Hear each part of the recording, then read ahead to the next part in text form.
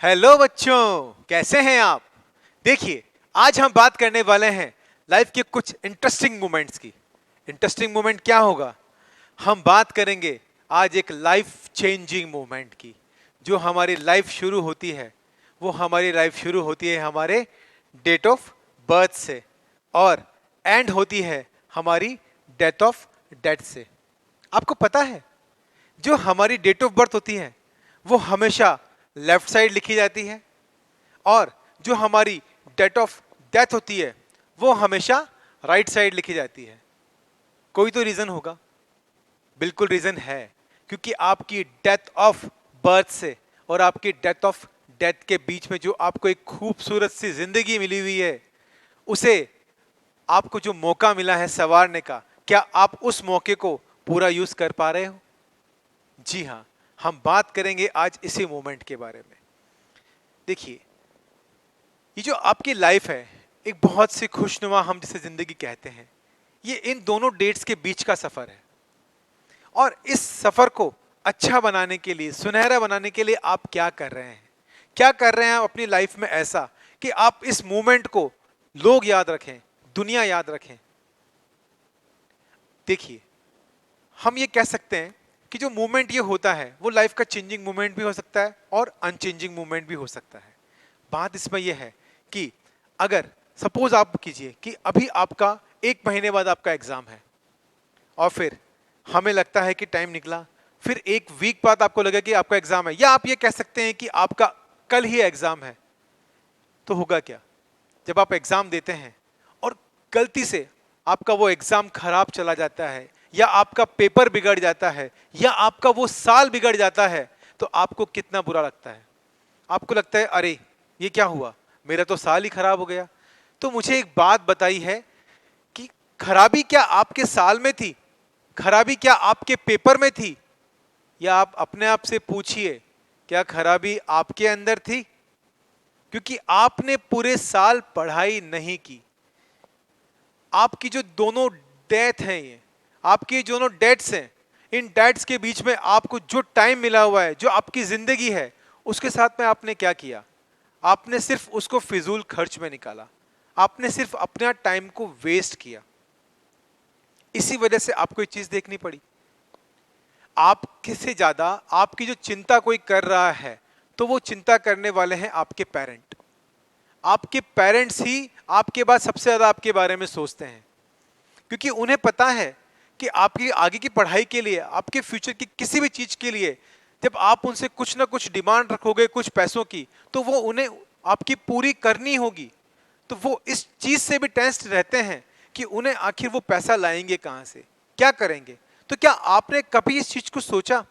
उनकी फीलिंग को समझ के आपने ये सोचा कि मैं कर क्या रहा हूं, मैं अपने लाइफ के साथ में क्या कर रहा हूं?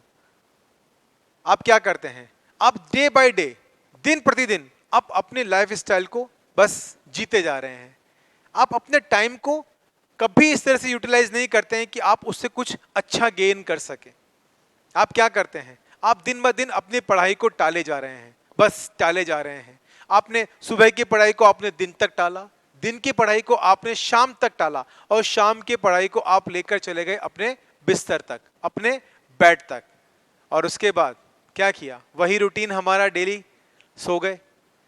आप अलार्म लगाकर सोए। जब सुबह अलार्म बजा, आपकी नींद खुली, तो आप बोले अरे मैं तो अभी सोया था, अभी ही नींद खुल गई, कैसे? कैसे? अरे यार, मुझे तो सोने का टाइम ही नहीं मिला।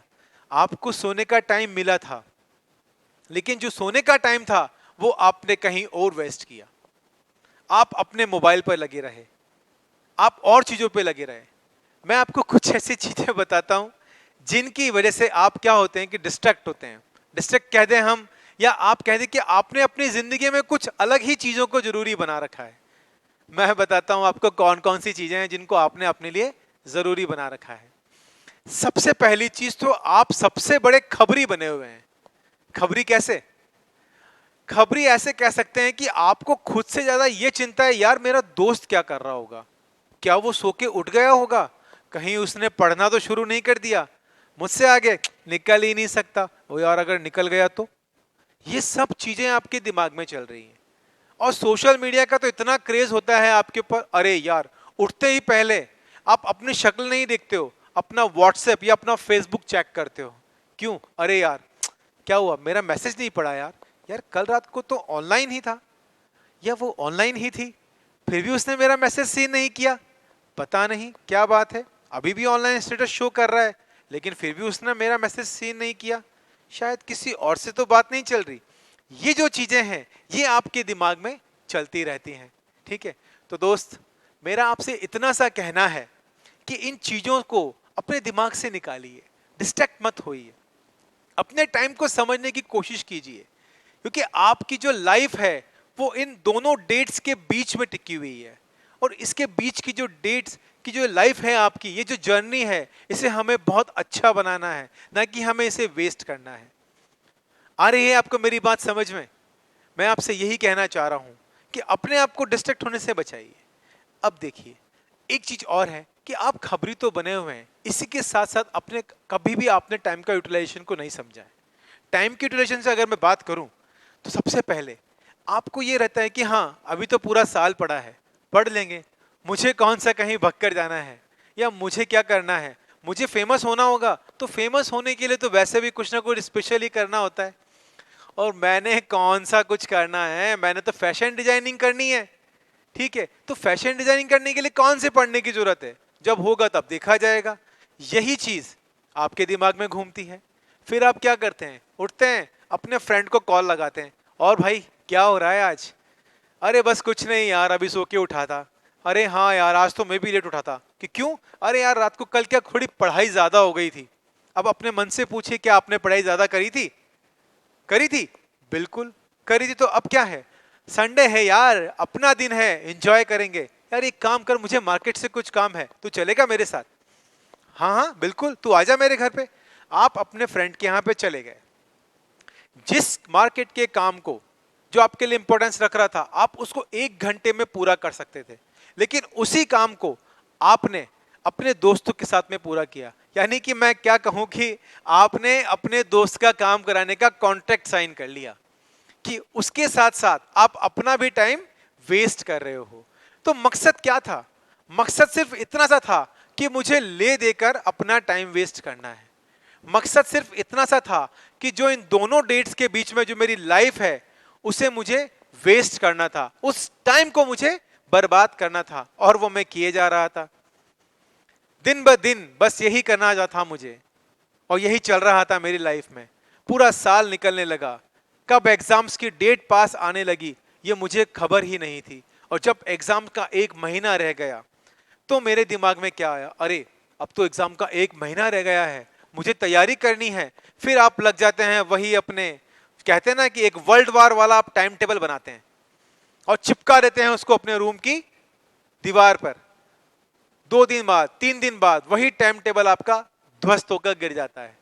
फिर आप क्या करते हैं, अरे अब तो 1 वीक रह गया एग्जाम में, भागड़ दौड़ मच जाती है आपकी, आपकी नींद चली जाती है। क्यों? क्योंकि जिस टाइम आपको पढ़ना था, जिस टाइम आपको यूटिलाइज करना था टाइम का, वो टाइम तो आप सो रहे थे, अलार्म बजता नहीं था, और आप सोचते थे अरे यार आज तो सोने को ही नहीं मिला। तो हुआ ये, फिर आप जब 1 हफ्ता आपके एग्जाम का बचा तो आपने क्या किया, वही धुआंधार तैयारी करने के साथ आप यूट्यूब पे, गूगल पे सर्च करने लगे, अपने कुछ एग्जाम से रिलेटेड आपको ट्रिक्स मिल जाएं, कुछ टिप्स मिल जाएं, ताकि आप अपने एग्जाम को क्वालिफाई कर पाए। लेकिन वही बात कि राम बाण लगो ना हाथ, तो राम बाण है वो तो सिर्फ हनुमान जी के हाथ लगा था, जरूरी थोड़ी हर किसी के हाथ ही लग जाए। आपको कुछ नहीं मिला, सब ढूंढ लिया, और पता पड़ा अगले ही दिन आपका एग्जाम है।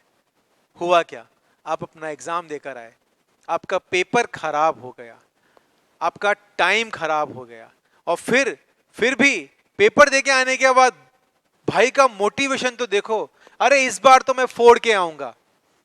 अरे भाई फोड़ना था तो पिछली बार ही फोड़ के आते ना, अब बोलने से क्या।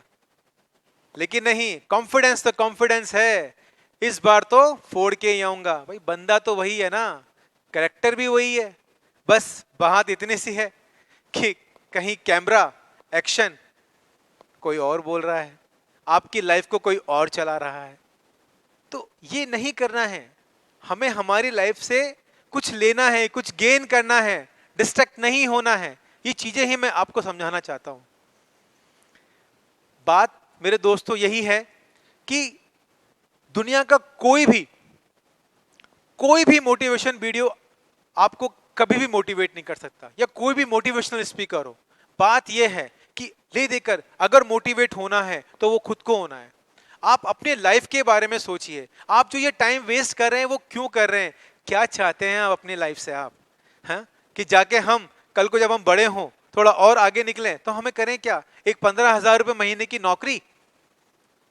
वहीं क्यों? क्योंकि आपने वो टाइम वेस्ट किया था। और एक आप ही के साथ का जो दोस्त है, जो आपसे ज्यादा नॉलेज नहीं रखता था, लेकिन फिर भी वो आपकी तरह इतना टाइम वेस्ट नहीं करता था, इतना टाइम उसने वेस्ट नहीं किया, उसने अपनी स्टडी पे फोकस किया और वो आगे निकल गया।